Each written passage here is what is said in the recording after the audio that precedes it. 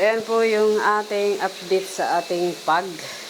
Mag-isang buwan na sila ngayong April 21.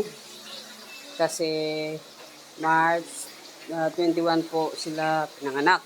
So, sa mga nagtatanong about sa update, yan.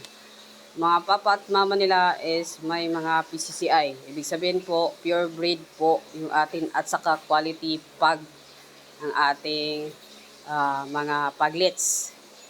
At makikita nyo din na sobrang pango. Yung iba kasi ay nakikita pa yung yung ilong. Sa akin talaga silang dalawa talaga, saka si Kara at saka yung papa nito ay hindi talaga flat talaga yung ilong.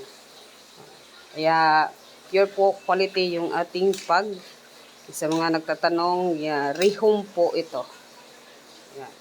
At saka kung gusto nyo po, yan, pwede nyo po kami i-PM sa page sa aming location para alam nyo. At saka May last week ng May, pwede nyo na po sila makuha. Yan lang po para ma-update po kayo.